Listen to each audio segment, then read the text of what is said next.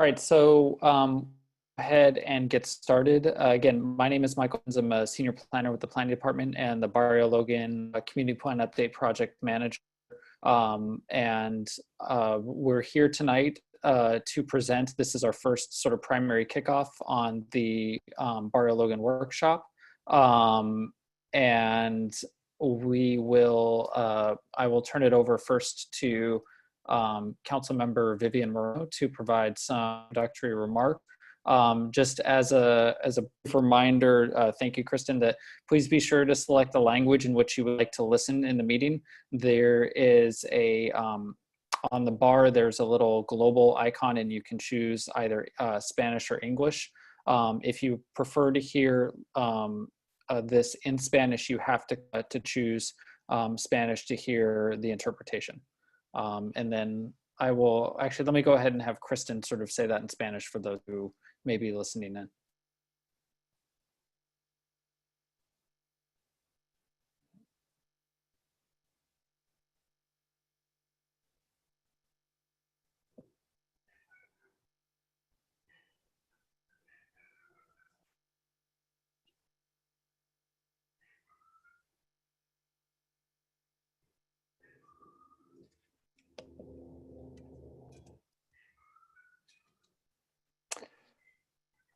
Okay, so I would check the chat function if you need to. I think you need to click on the globe to hear Kristen and her interpretation.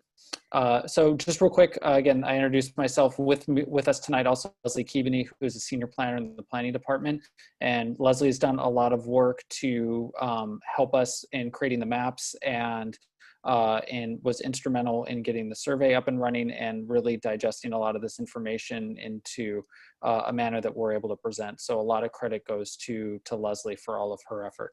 And with that, I will turn it over to Councilmember Moreno to make some remarks. Thank you, Councilmember. Good afternoon. Can you guys, I think I'm not able to use my video. I don't know if you can, if the host can give me access to that, but first and foremost, good evening to everybody. I'm Vivian, the San Diego City Council member for District 8, which includes the community of Barrio Logan. I want to thank you for attending the first community workshop for the Barrio Logan Community Plan update. When the process of updating the community plan began in 2013, Barrio Logan was the only community in the city without a planning group. Although efforts to update the plan 7 years ago failed, a lasting legacy of the process was the creation of the Barrio Logan Planning Group. The fact that we're gathered here tonight is a testament to the power of the community, and I'm delighted to see many residents continuing to stay engaged in the struggle. After decades of having an outdated plan, which has allowed harmful mixed uses, this is an opportunity to provide input. You each have a voice and a say in what the future of our community looks like. Since being elected, I've been adamant that this planning group be the place where the update was produced, and that it must be a community-driven effort. These workshops hosted by the city are an important way for residents to learn and decide how this plan update will affect Barrio Logan. As we know, the asthma rates in Barrio Logan are amongst the highest in the state, and it's imperative that we have a community plan that protects the health and air quality for our children. I look forward to hearing your comments and for the implementation of a new plan update that is supported by the community. Thank you to the Barrio Logan Planning Group board members who made this possible, including our chairman, Mr. Mark Steele. I also want to thank the board members, Tom Ryan, Josie Talamantes, Tina Camarillo, Matt Carr, Mario Chacon, David Dua, Klaus Kulke, Filomena Marino, Dennis O'Connor, Eric Ortega, Hector Villegas, Hector Villegas, Rafael Castellanos from the Port of San Diego, the U.S. Navy Commander Mark Nazwa Dom-E, Michael Prince, our city planner, and to the Environmental Health Coalition for organizing this workshop. Thank you. Great. Thank you very much, council member. I would just like to echo that to thank specifically Mark and all of the planning group members, as well as the Environmental Health Coalition and everyone who has worked on this, including Diane and Ali and Julie in particular, and then obviously Dennis with NASCO and the Shipbuilders Coalition. All of the parties involved have been very helpful to me personally in terms of, one, getting my understanding of the community plan update process, and two, being very knowledgeable in helping us move towards a resolution. And so that's our goal tonight, to move through this process. So for what we want to provide back on the plan update, address the agreement that was prepared between the stakeholders, discuss land uses that are being considered as part of that agreement. Then we'll move forward and outline the timeline and next steps, and we will pre-community survey. We've got polling questions that we have to gauge feedback through this. It's not only through the chat and ultimately at the end of the night through any potential questions that you may have. But just to sort of start us off, I just would like to see go ahead and launch this poll. So for those of you who are attending tonight, what is your connection to the Barrio Logan community? You know, do you live here? Do you work here? Do you own a business or property? Or do you just visit the community, or is it, you know, other in terms of just working for an industry nearby? So we'll go ahead and leave this up for about, you know, roughly about a minute, maybe a little bit longer. And so I've seen about half the people take it so far, and it seems that about half the people work here, and you know, a third of the people work here so far, and a number of business owners here as well. So good to see sort of the diversity respondents so far.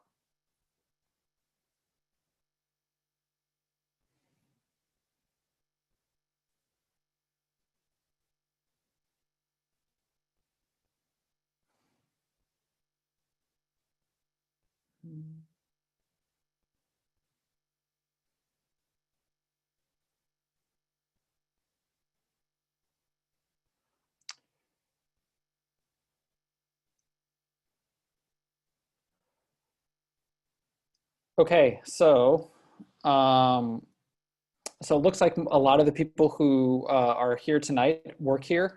There's some people who own a business, a few people who live here, and then a few who visit the community. So here are the results. I think everybody can see that. And obviously at the end of the night, when this is posted, we will go ahead and people who are unable to attend can watch this as well. So forgive me for the clunkiness of all of this.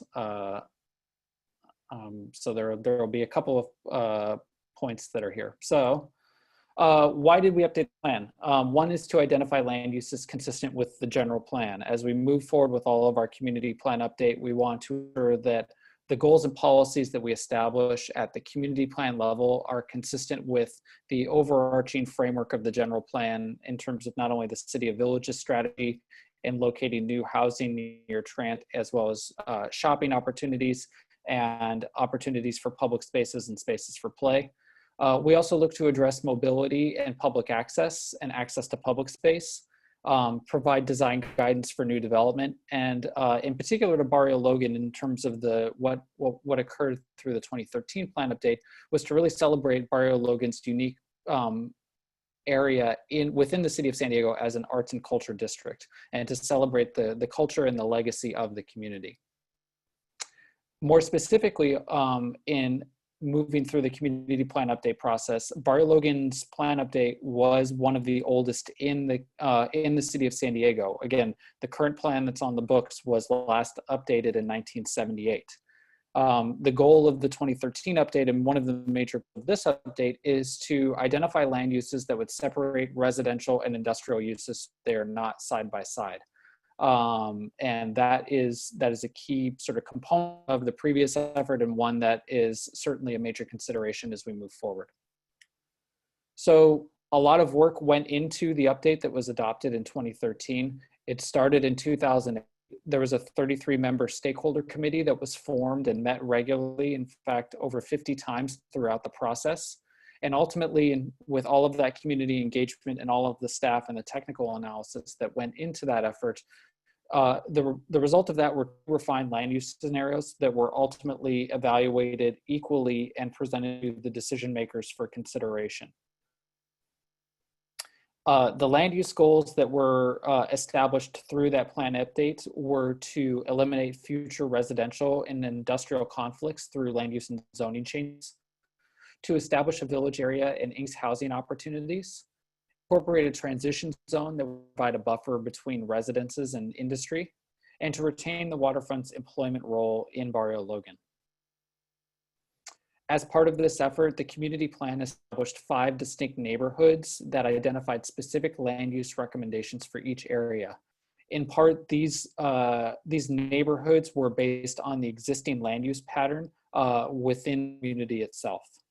And so I'm gonna go through just a couple of slides here, which outline some of the urban design and land use recommendations that are included in the 2013 plan, which is available on the City of San Diego's website.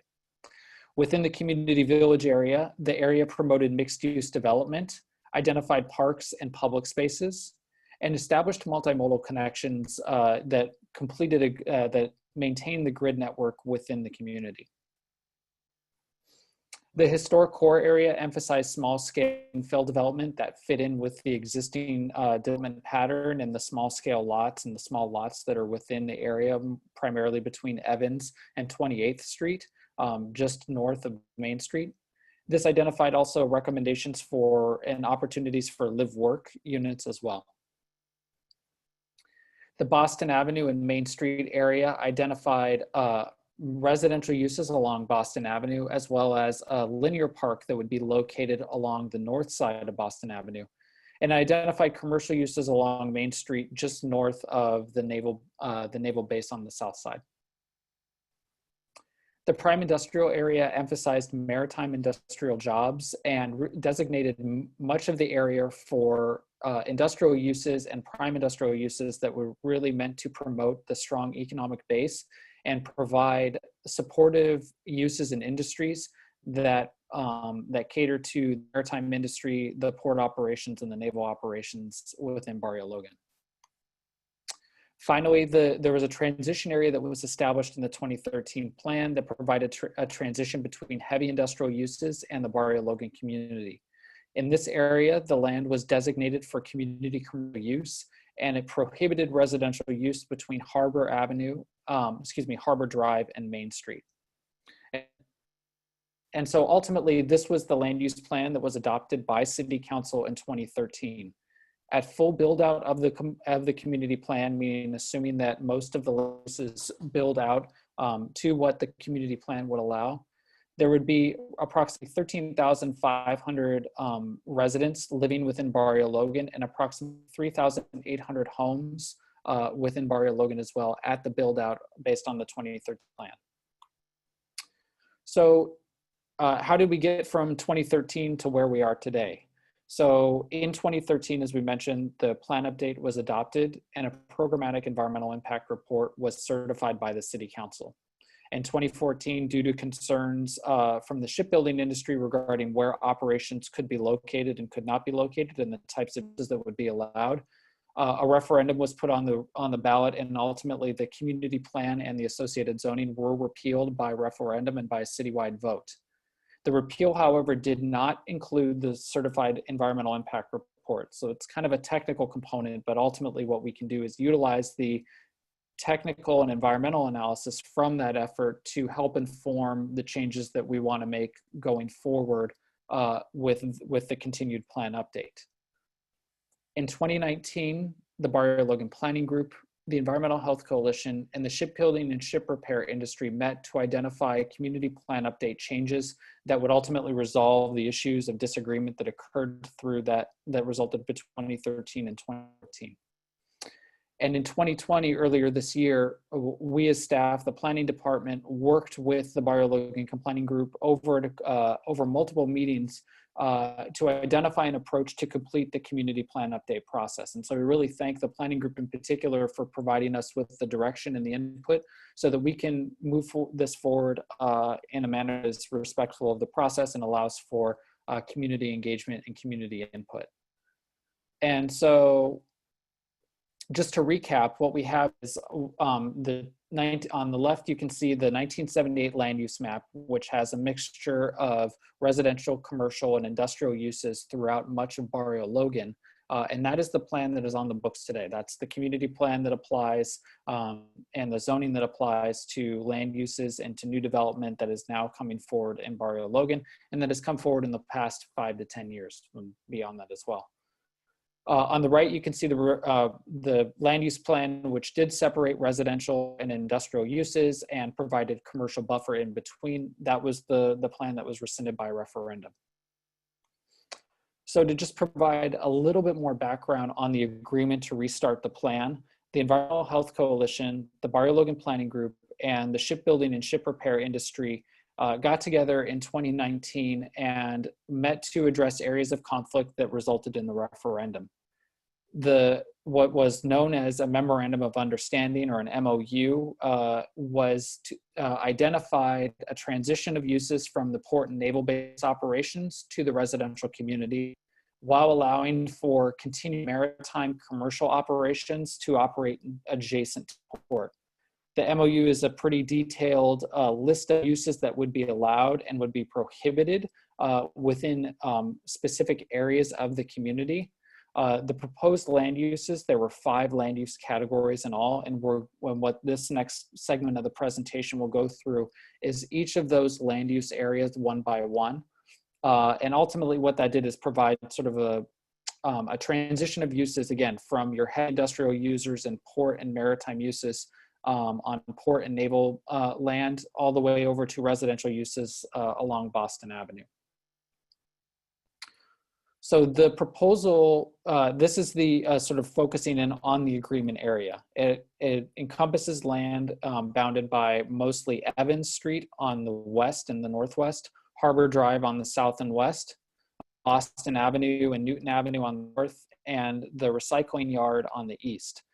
And all this encompasses 65 acres, or roughly 7% of the total 1,000 acres of Barrio Logan. So in all of that occurred from 2013 to 2020, where we are today, most of the land uses that were completed as part of that plan update are recommended to move forward by the agreement to not change from 2013. That was probably worded pretty poorly, but essentially this is the only area where changes are being proposed to the 2013 plan. And so as we move forward one tonight and then in subsequent meetings with the planning group, really the discussion is going to be on 65 acre area thereabouts and identify sort of what the MOU or the agreement sort of got right, what changes need to be made, and then what refinements also need to be made, and we'll discuss that as well. So to begin with, after that sort of long ramblingness, I apologize, but the proposal would prohibit new industrial uses in all areas, in all 4 focus areas of the agreement. So that was the first thing. Now moving forward into the maritime commercial area, this is bounded by Harbor and Main Street, roughly from Evans Street down to 28th. Currently, the area has a mixture of industrial, warehouse, and parking lot uses. And the 1978 plan, which is the current adopted plan, allowed for industrial uses within this area. Comparing what the draft 2013 plan allowed and the 2020 proposed agreement allowed, and just as a sort of a way of a preview, we're going to go through this sort of format for all 5 areas that will be discussed tonight. 2013, a plan identified community commercial as the land use designation for this area. This identified commercial services that cater to the maritime industry and would also allow for other types of commercial uses such as office space. The plan explicitly prohibited new industrial uses and new residential uses. The 2020 proposed agreement identified a land use designation of maritime commercial uses. Again, the intent is to identify specified maritime commercial uses and marine-oriented uses that serve the maritime industry, as well as other associated commercial uses like office space. Similarly, the 2020 agreement prohibited industrial uses and residential uses. So I'm gonna stop here and ask a sort of a question through our poll is, should the maritime commercial area limit uses to only allow for marine-oriented commercial and other commercial uses? Because ultimately, as we move forward with this discussion, this is what we're going to be asking of the community. So this poll is live for people to take.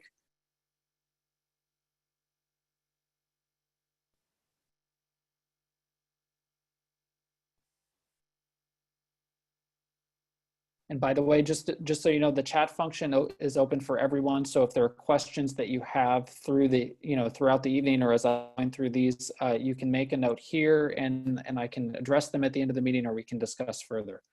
I'm going to leave the poll up for probably another 30 seconds to a minute, just to allow people to review the difference between the two agreements and then allow everyone to vote.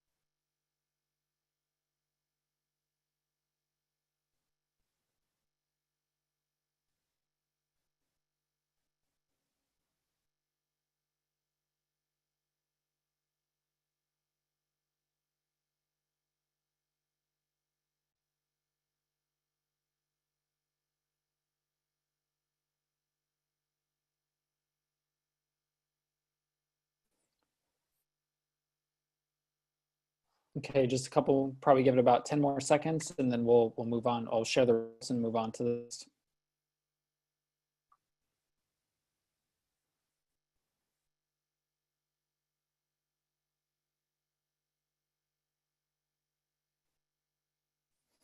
Okay, so we had about 24 votes here, and the majority of the people voted to recommend that this area limit uses to maritime and other commercial uses. Some people were under, and 3 people said no. Similar question like this will be included in the survey that will be launched on the website, and then for other people who were unable to attend tonight. And obviously, as we move forward with the planning group meeting and the subsequent meetings, we allow for a more iterative dialogue through this process to really discuss those uses. I saw that Diane Takvorian made a comment in the chat, and it's worth mentioning here that the 2020 agreement doesn't prohibit uses other than maritime commercial. It hopes to facilitate those uses, but other commercial uses that aren't on the prohibited list are allowed. So basically, there's a list of uses in the MOU, and you can go to the website to get a copy of that. It's a pretty detailed list. And so it's not necessarily to be restrictive on the commercial front, but on sort of the heavier commercial components and certainly on the industrial components. The agreement that was reached between those stakeholders did identify those industrial uses and those that would require either a permit for hazardous materials or would have, other types of issues related to that. Those uses would be prohibited going forward. So keep that in mind. Okay, moving on to the community commercial area. So this area includes a segment of land between Evans Street and 28th Street on the north side of Main, and it stops at the alley. So it doesn't go all the way to Newton, and it does not go all the way to Boston Avenue. And again, the area here is a mixture of industrial uses, parking lot uses, and Woodbury University most notably. The 1978 plan does allow for industrial use within this area. As part of the 2013 draft plan, this area was identified for neighborhood commercial uses, so uses such as retail shops and restaurants and services that are more locally oriented. The 2013 plan would prohibit industrial and residential uses in this area. In the 2020 proposed agreement, the area was identified for community commercial use.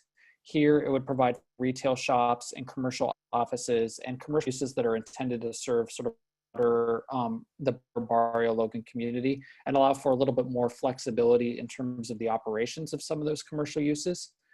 but the agreement did prohibit industrial, marine-oriented commercial and residential uses.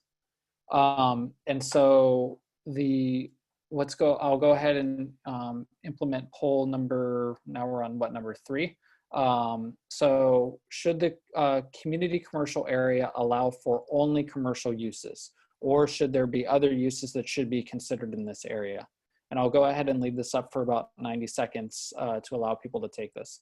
And I will note that there's one property owner who has voiced his opposition to the proposed agreement, Dave Dewey, who is regularly involved with the planning group, very active, and he has sent the city a letter, and he has also made his preference known that the property on a segment of Main Street should allow for residential going forward.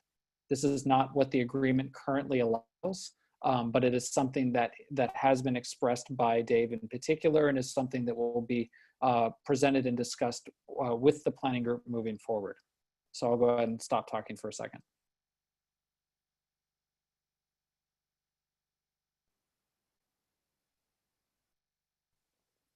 So again, I'm going to go ahead in the chat here to put, you can get this information on planbarrio.org. And I'll go ahead and put the link in here again, because I know that there's a couple of chats that have sort of come through. So we'll give it about another 30 seconds. And again, this area really represents, in terms of the agreement, another sort of transition area from sort of heavier and maritime commercial uses identified between Main and Harbor, and then the neighboring sort of residential uses that you see closer along Newton, Boston Avenue, and just east of Main Street as well. Okay, so I'll go ahead and end the poll and share the results. So obviously these are all very small sample sizes for the statistician nerds out there. So we're not making this to that this is somehow definitive of everybody's input on this. We know that there's a great number of people who are unable to attend tonight, and we look to get their engagement outside of this effort. But we do see more of a split here. There was 10 people who recommended in support of limiting it to commercial uses, and 9 people who were against, and 4 that were unsure. So again, this represents some of the issues that we're going to have to work through with the planning group and move forward through this process. So we'll go ahead, and all of this again will be posted on the website. Both the recording of this and the presentation as well. Okay, so the neighborhood commercial area, and this area represents blocks that are from East Evans Street all the way over to 32nd Street on the west and the north side Evans Street, and on the south and the east side 32nd Street. It covers the half block between Newton and the alley, so it doesn't go all the way down to Main Street, and it also covers, and then it sort of juts down to Boston Avenue. And then finally along Main Street across from the Naval Yards. Here there is a mix of industrial, commercial, and residential uses. The 1978 plan does allow for basically what's there today, a mix of residential, commercial, and industrial uses.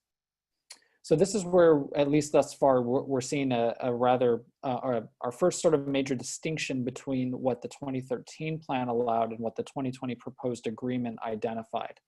So in the 2013 plan, most of this area was identified neighborhood commercial uses, and some of it was identified for commercial uses. We've sort of gone over those, so I probably don't need to repeat that. But I just would like to emphasize that in the plan that was ultimately adopted by City Council, it prohibited industrial and prohibited residential within this area. There was a segment of this area that was analyzed to allow for residential, but ultimately what was adopted by council in 2013 prohibited residential in all of the areas shown on the yellow map here. The 2020 proposed agreement would allow for neighborhood commercial, so your retail shops, your restaurants, commercial offices, and it would allow for residential or open space uses as well. So this area would introduce residential development where it's currently not allowed by the 2013 plan. But it would prohibit maritime commercial uses, and it would prohibit industrial uses. So the question that I wanted to pose on this one in particular is for,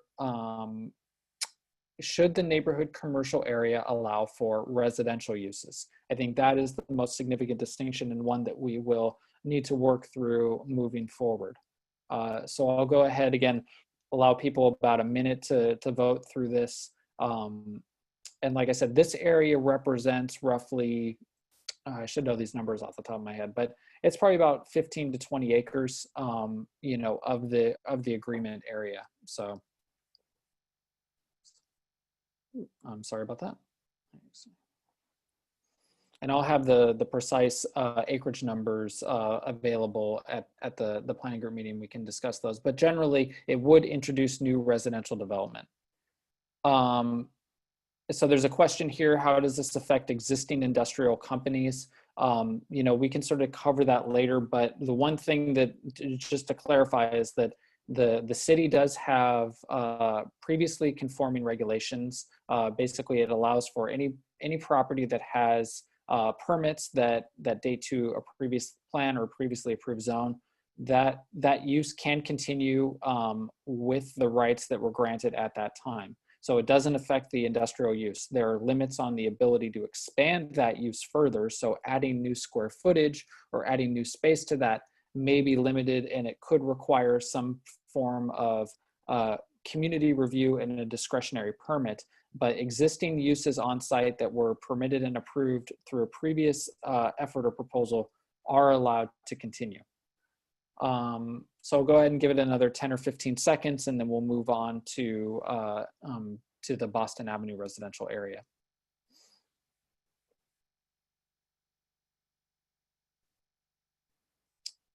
Okay, so about 24 people voted, and it appears that the majority of the people, 67%, or I should share these results. There you go.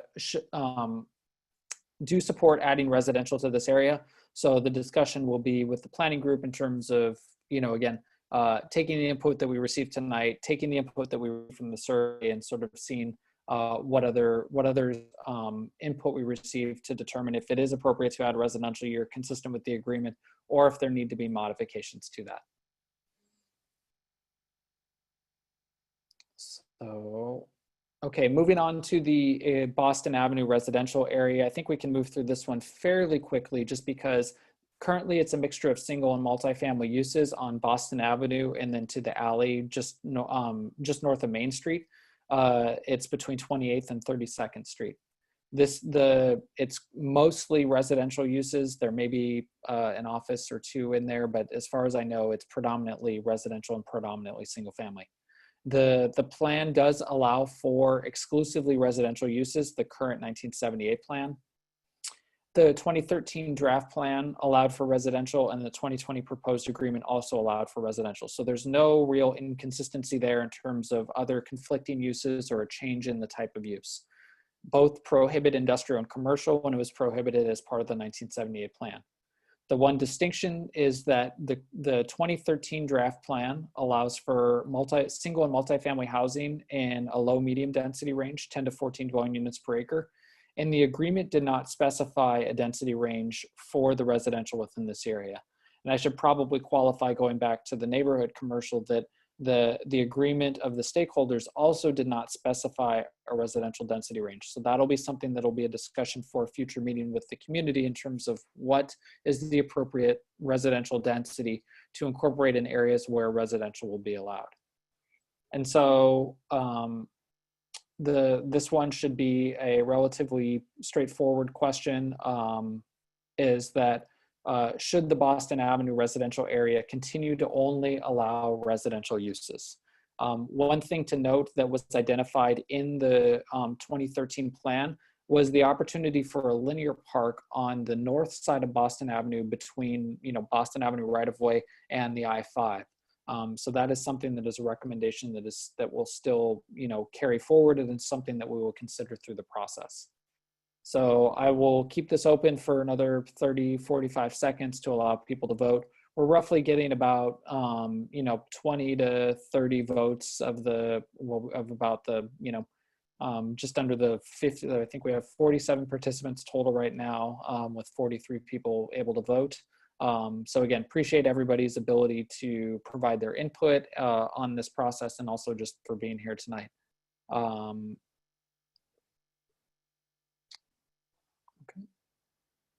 So again, like I said, just to reiterate that as we start to move forward, I'll go ahead and stop this poll right now. I think it's everybody who's wanted to vote has voted. And this is the one that's, where most people have said it makes sense to continue to allow for only residential uses within this area.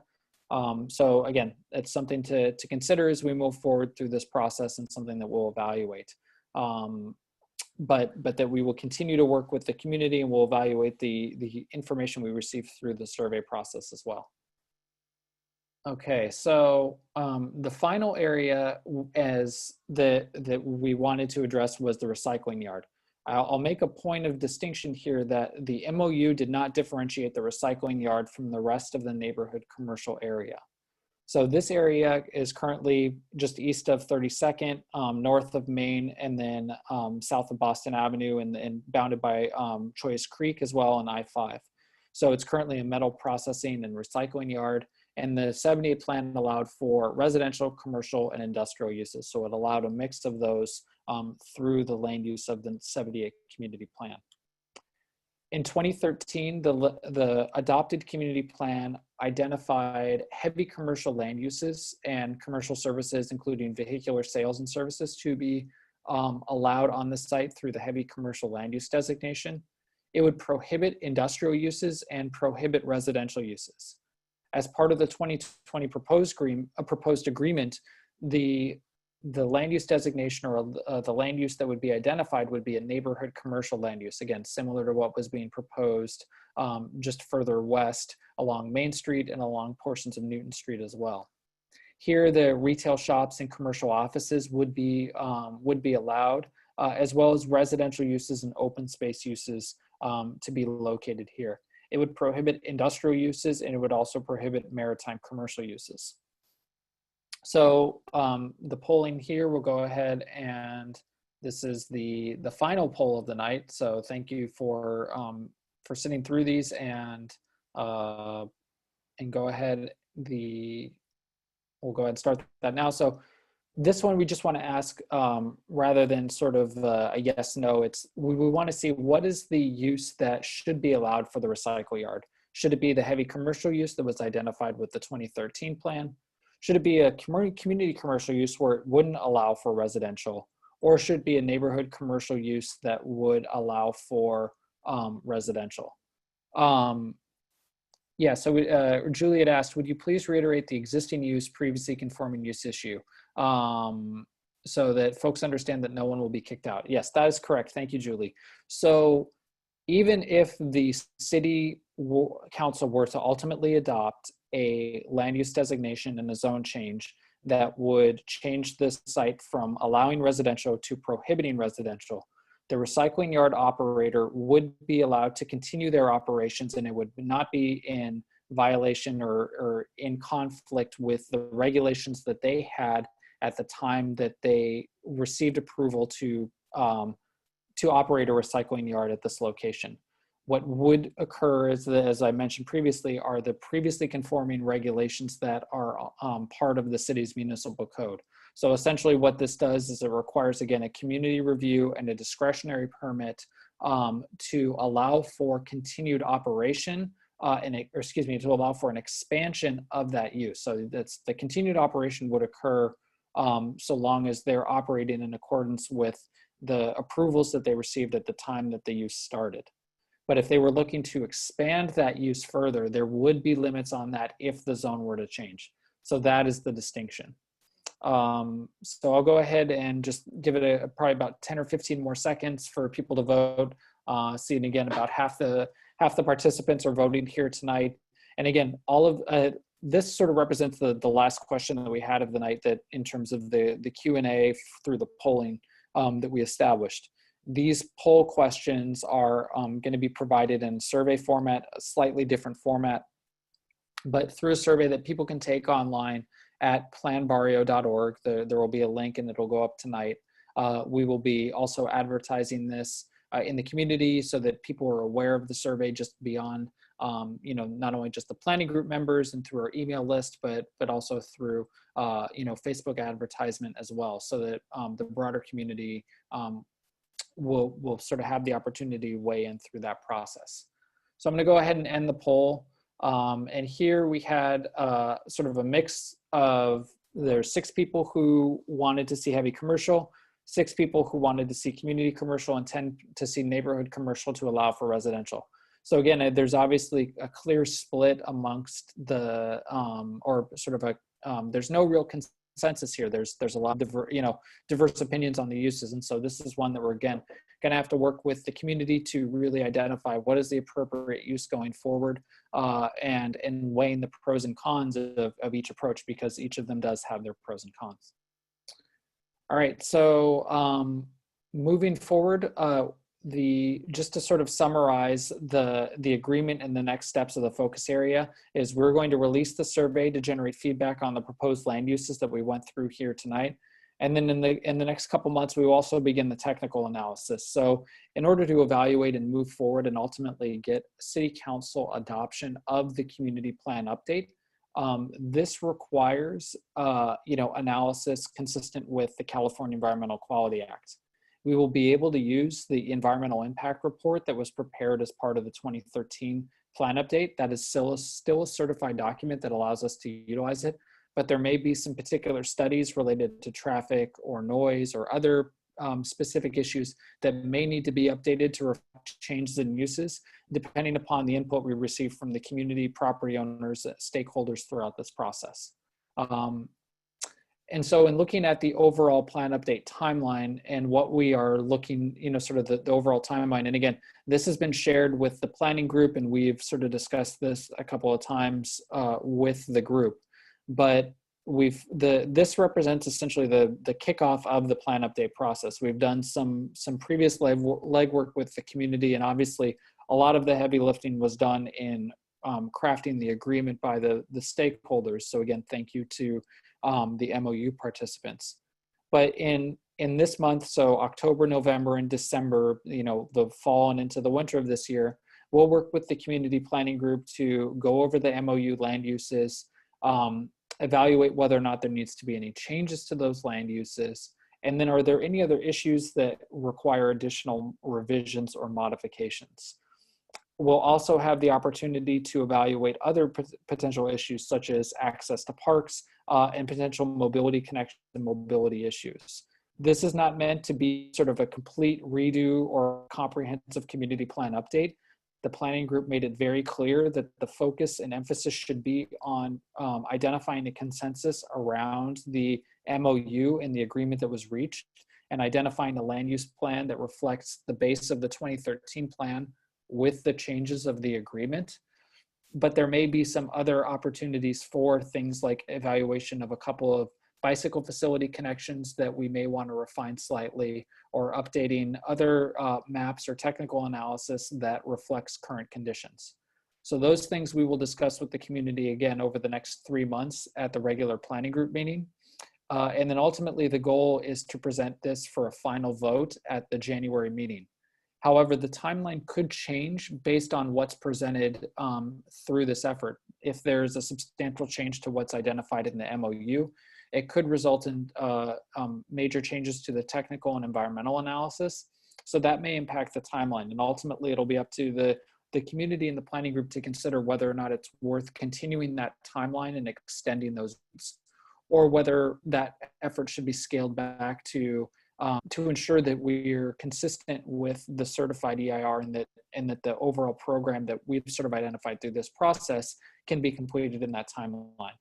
And then finally, we'll move forward through the hearing process, again, assuming we have a consensus and that it's largely consistent with the work program that's been outlined, with the goal or sort of the potential target date of June of 2021 for city council adoption. Again, it still has to go to the various hearing boards as shown here on the screen.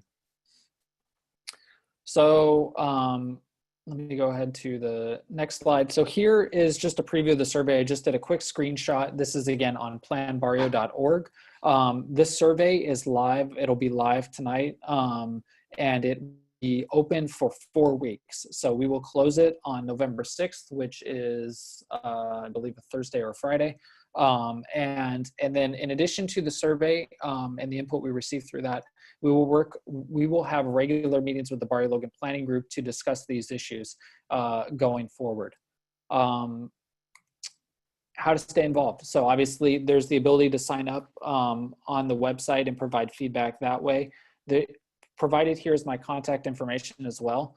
You can email me if you have any questions. I've already received emails from, I know Rachel Ortiz has sent me an email. I know the Environmental Health Coalition, some of the Diane and Julie and Allie have reached out as well. Some property owners have reached out, and then general residents have inquired as well. So my email box is always available, and we will take that input and convey it back to the planning group for consideration. Additionally, this is my telephone number. It's my work phone number. I will be updating my voicemail to add a message here so that people can leave a voicemail, and I'll make sure that if for those who speak Spanish, I will be able to translate that message. And then any voicemail that's received pertaining to Barrio Logan Plan Update, that information will be tabulated and conveyed back to the community. In sort of discussions with some community members, we don't anticipate a lot of people wanting to call and leave me a voicemail on this, but we do want to have that opportunity available. And so with that, I think I'm done. I've been talking at you for a long time, and I appreciate everybody's patience and their engagement and involvement through this process through tonight. And obviously thank you to Leslie Keaveney for really helping me move forward through this process and basically doing all of the real work. But let's go ahead and I will stop sharing my screen for a second. And if there are any questions that you have, if you want to use the raise your hand function, we will go ahead and open it up for people to either ask questions, or you could also, if you prefer to provide comments in the chat, we could do that as well. And so I'll just do that for a couple, see if I can find, see if anybody has their hand raised or if anybody wants to say anything. Again, you could also use the chat function as well. We'll go ahead and do that for a couple minutes. And so let's see, stop share. So you can go ahead and just see us, and let's see if anybody's, I don't see anybody raising their hand yet.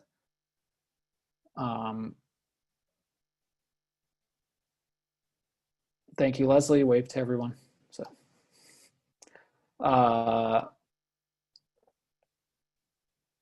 and then thank you, Kristen, for being here and interpreting as well, and all of your services. Yes, Dennis asked, did somebody record the first part of the meeting? Yes, this meeting has been recorded, and it will be posted on the website once we have sort of the recording finalized and available. So that'll be available, as well as the PowerPoint. We'll turn it into a PDF format so that people can see. I can see the council members on here. He's also welcome to make any closing comments as well.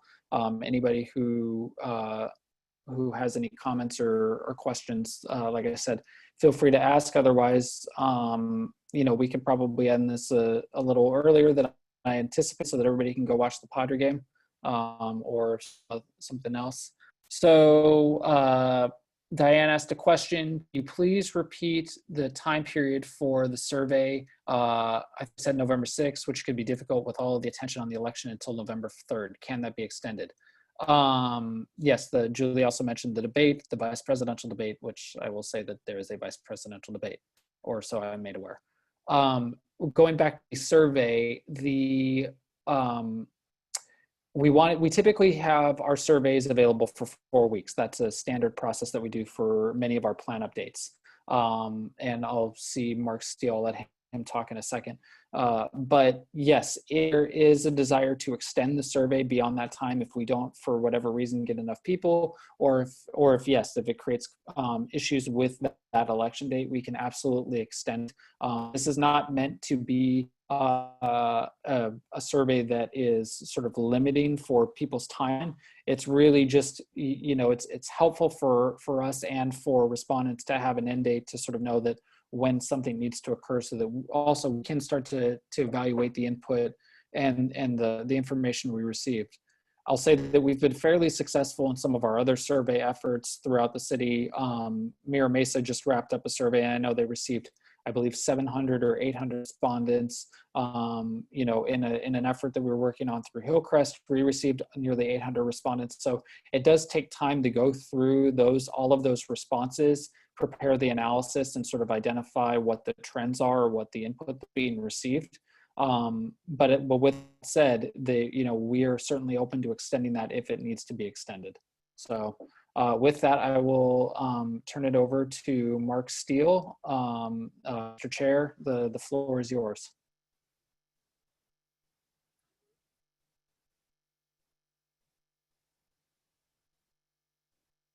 Might have asked to unmute. I think you're still on mute, Mark. So let's see if I do it this way.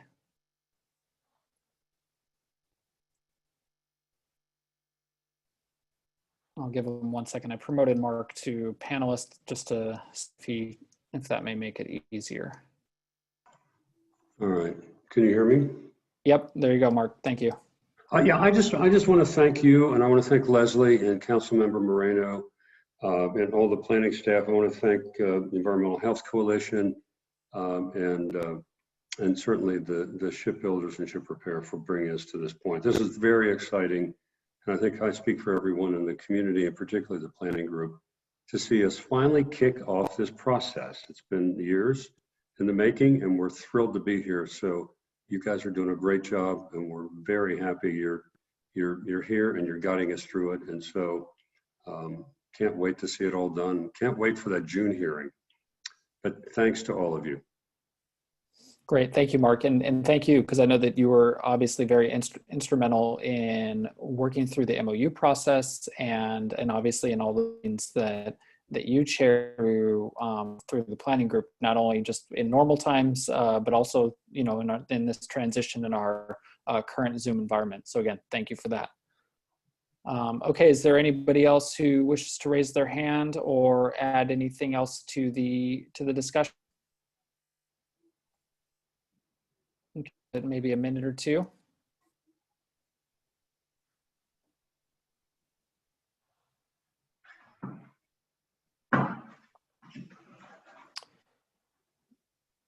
All right, so hearing really no other comments, I don't see anything else in the chat. I think we can go ahead and end this meeting. So what we'll do, like I said, is later this evening or early tomorrow, we will post the survey to the website.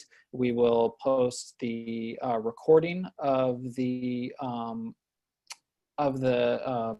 this meeting tonight, and we will also and then we'll start advertising the survey and getting that out. We hope everybody can take it, again, for the people who are not here tonight, to provide that input. And for those of you, I know some regulars, I will see you at the planning group meeting on the 21st, so 2 weeks from today. And we'll have a similar discussion and get some more of the details. And for everybody else, thank you for your time tonight. Go Padres. All right. See you all. Have a good night. Thank you.